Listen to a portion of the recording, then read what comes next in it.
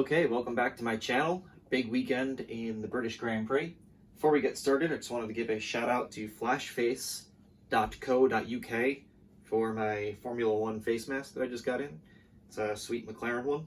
Pretty cool. Took a little while to get it here in the US, but I'm pretty excited about it. So, little wrap up from the British Grand Prix on the weekend. Exciting final few laps there. Lewis Hamilton hobbles home to a victory. Max Verstappen in second. Charles Leclerc in third. Big podium for Ferrari. And I kind of wanted to just go through some of the news from the weekend wrap-up. But first, let's see who's trending after the British Grand Prix. I have trending upwards. Renault. Both Esteban Ocon and Daniel Ricciardo had a really good run. Ricciardo coming in with a big fourth place finish. And Esteban Ocon coming in with another finish in the points. Just missing out in top 5. But I thought they had a very good weekend. Charles Leclerc. I think he's been great, honestly, with what Ferrari's been bringing out. And the fact that he's got 2 podiums this year, where Sebastian Vettel looks way off the mark. I think he's driving very, very good. And I'm super impressed with what he's able to do. All of the Ferrari powered cars look pretty bad. And he was consistently up there in 4th and 3rd and 5th all day long in the British Grand Prix. So really good on him. I think he's driving just way out of his mind right now to get the most out of that car. He had the one race where, he wrecked out both Ferraris, but, that happens sometimes, and he apologized for it, and I thought he was raced well before it and after it, so definitely have him trending up. Also trending up, Pierre Gasly in the AlphaTauri. Gasly's had a really strong end of the year last year and a really strong start to the season again this year, I think. He raced fantastic, and he held off Alex Albon all day long again. Qualified well, raced well, and Pierre Gasly, to me, has matured a ton in a year. So I have him trending up. Trending down, Sebastian Vettel. Qualifying did not go very well for him. He missed all of FP1, missed most of FP2, and things just aren't going well for Seb this year. And on top of that, they might have had an announcement this week of where he's headed next year, and it looks likely that that was put off because of what's going on with Sergio Perez and Racing Point. But yeah, Seb is not running too well. And another pretty poor run today, or yesterday at this point. So I have him trending downwards. Along with that, I have Lance Stroll. So I've been really high on Lance Stroll. If you've watched my other videos, I think he's having a fantastic season. But yesterday was not one of those. Lance had a great qualifying run again, but we had Nico Hülkenberg not being able to start the race due to a mechanical failure on that car. A huge bummer for him, and we'll address that in a second. But I didn't think Lance Stroll raced that well. We'll come back to that in a minute, but I have him trending down. And finally, Haas F1. Kevin Magnussen gets wrecked out, no fault of his own. He kind of came down a little bit in that corner, I felt, but nonetheless, on Albon that is, but nonetheless, he gets wrecked out early, so we don't know what he could have done. And then Haas, once again, rolls the dice there. Gets Grosjean up in the top 5. He doesn't run well. And that's going to bring me to my first point of today. So we'll go through some of the news.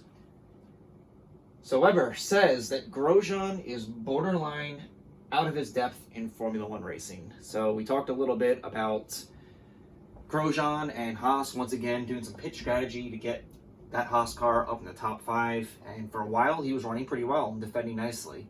However, he gets shown the black and white flag.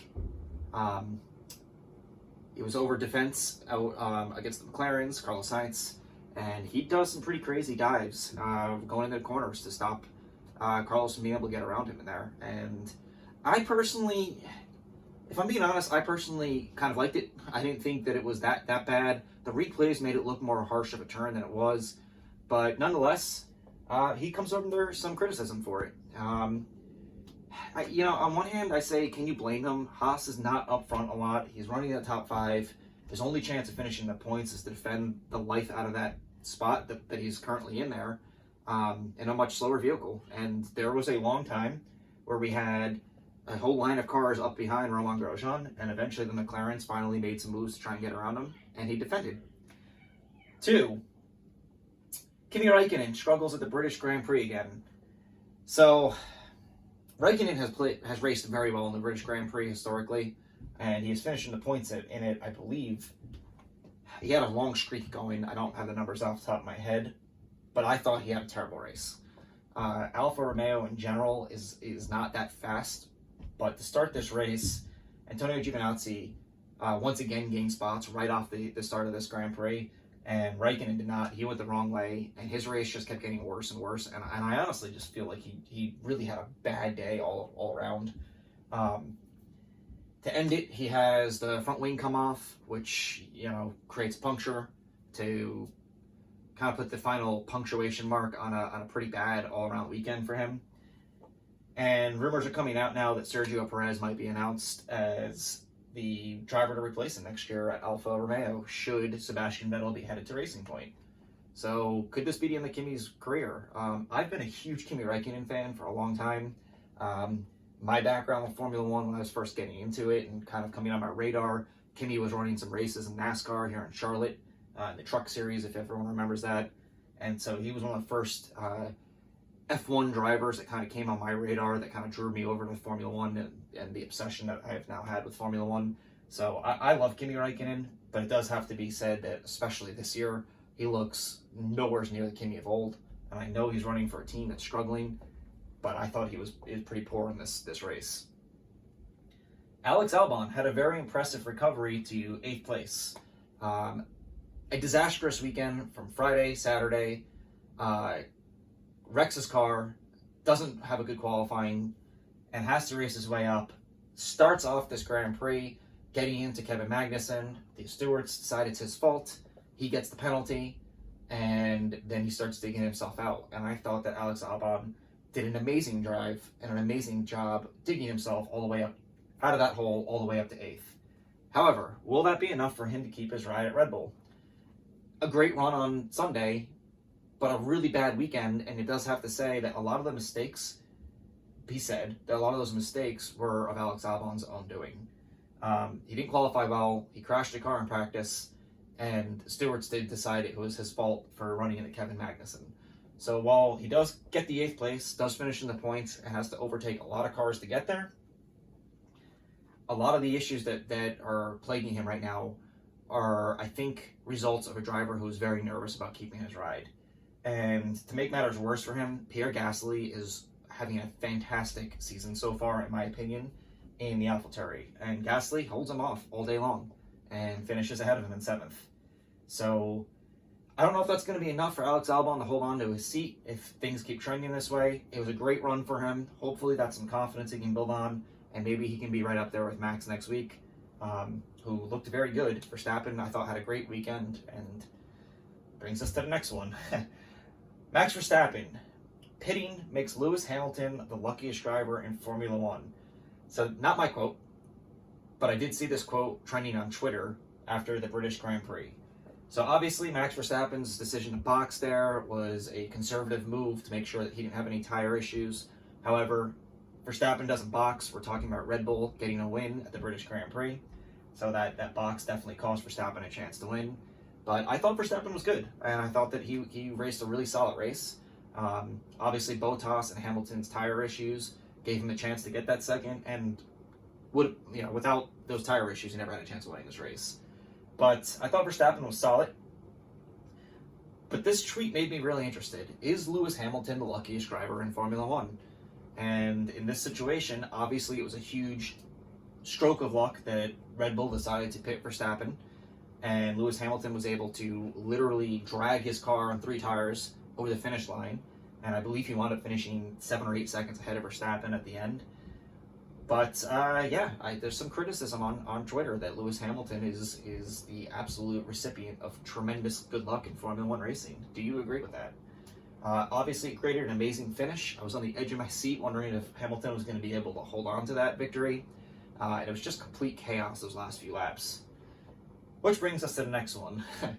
Pirelli tires and F1 may scrap the softer tires this weekend after both the Mercedes of Bottas and Hamilton and the McLaren of Carlos Sainz suffered punctures in the closing laps of the British Grand Prix. I say bring those tires because that kind of chaos created an awesome end of the race. But obviously we don't want drivers having punctures. These cars are going way too fast, and the results of that can be pretty dangerous. But it created a great British Grand Prix. But I think that there is a responsibility to try and bring the best tire compounds that will actually hold up on the race conditions. So we'll keep a lookout for that, see if they do scrap the idea to bring those softer compounds that we're talking about all weekend for next weekend. And we'll see what kind of tires they have. Racing Point, obviously, we talked about it a minute ago, but Nico Hülkenberg doesn't get a chance to start. And what will that do for Racing Point next weekend? I've heard some mixed things about there. Comment below if you know what the results are of this, but whether or not Sergio Perez can actually be in that car. I believe it's a 10-day quarantine requirement, so I don't believe that Sergio Perez can be in that car. And if that's the case, then Nico Hülkenberg not getting a chance to get some race time, seat time, is a huge deal for Racing Point. He looked really good all weekend. I thought he did really well in Formula practices, and I thought he qualified decently. Racing Point, both Stroll and Hulk looked very fast in practice and qualifying, but not being able to get a full race repetition underneath his belt. If Hulk's in the car again next weekend, that's a huge disadvantage. That could have been really helpful for this kind of being the test weekend building up to next weekend, where he maybe has a shot of putting that car in a place to, be a top 5 car, maybe even a podium with Racing Point's qualifying efforts and practice speeds. However, the one Racing Point car we did get to watch was Lance Stroll, and again, we talked about it. He has his worst race of the year, in my opinion, and I understand that he had a DNF, but on the track, I think that he's been fantastic all year. This was not one of those races. He qualified decently, and that car kept going the wrong way. It's like it had an anchor on it. These are supposed to be the pink Mercedes, and they didn't look like that. They looked like the Racing Point cars of last year. He struggled to hold off everyone, and he was behind the McLarens, the Renaults. Obviously, one Ferrari was ahead of him. They did not look that good, and I don't know if that was a Lance Stroll struggling at Silverstone, or if the Racing Point racing pace is a concern for them right now. And with only one car racing at Silverstone this weekend, again, that's a lot of information they're not getting for next weekend.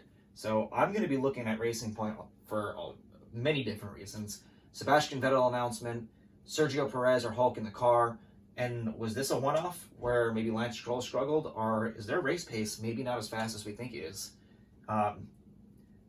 Lots to look forward to watch for Silverstone in the next weekend. I thought it was a really, really good race. The middle part of it maybe seemed like it was going to be a foregone conclusion, but when the tire issue started happening, once again, you just never know what's going to happen in a Formula 1 race, and that's why you watch all the way to the end. So let me know what you think. If you like my videos, please hit subscribe and like, and I'll see you in the next video. Thank you.